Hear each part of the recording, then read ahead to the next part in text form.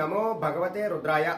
ధన ఆకర్షణకు ఈ మంత్ర జపాన్ని మీరు గనక ప్రతిరోజు 108 సార్లు గనక జపించారు అంటే మీకు ఖచ్చితంగా మహాలక్ష్మి యొక్క అనుగ్రహం కలిగి ఆ అమ్మవారి అనుగ్రహంతో మీకు ధన సంపాదన పెరిగేటటువంటి అవకాశాలు చాలా ఎక్కువగా ఉంటాయి. అయితే ఈ మంత్ర జపాన్ని మీరు శుక్రవారం నాడు ప్రారంభించాలి. అయితే శుక్రవారం ఏ సమయంలో ప్రారంభించాలి?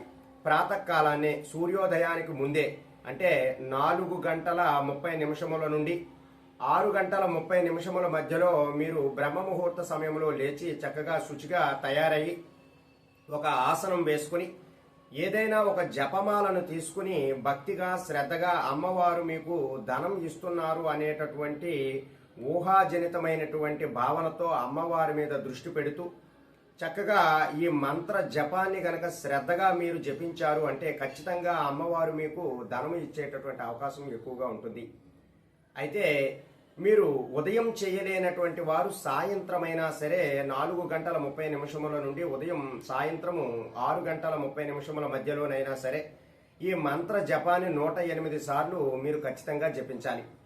అలా జపించినట్లయితే మీకున్నటువంటి ఆర్థిక సమస్యలు తొలగేటటువంటి అవకాశం చాలా ఎక్కువగా ఉంటుంది.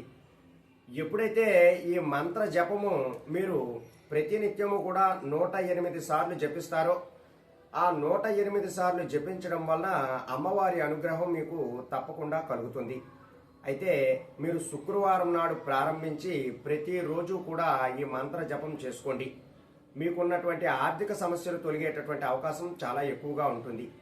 అయితే ఆ మంత్రం ఏమిటి అంటే ఓం హ్రీం పద్మాయై స్వాహ, ఓం హ్రీం పద్మాయై స్వాహ, ఓం హ్రీం పద్మాయై స్వాహ, ఓం హ్రీం పద్మాయై స్వాహ అని ఈ మంత్ర జపాన్ని మీరు 108 సార్లు జపిస్తే ఖచ్చితంగా అమ్మవారి యొక్క అనుగ్రహం మీకు కలిగి మీకున్నటువంటి ఆర్థిక సమస్యలు తొలగేటటువంటి అవకాశం ఎక్కువగా ఉంటుంది. కాబట్టి ఆర్థిక సమస్యలతో ఎవరైతే సతమతం అవుతున్నారో వారు ఈ పరిహారం ఆచరించడానికి ప్రయత్నం చేయండి. సర్వే జనా సుఖినో భవంతు. శుభం.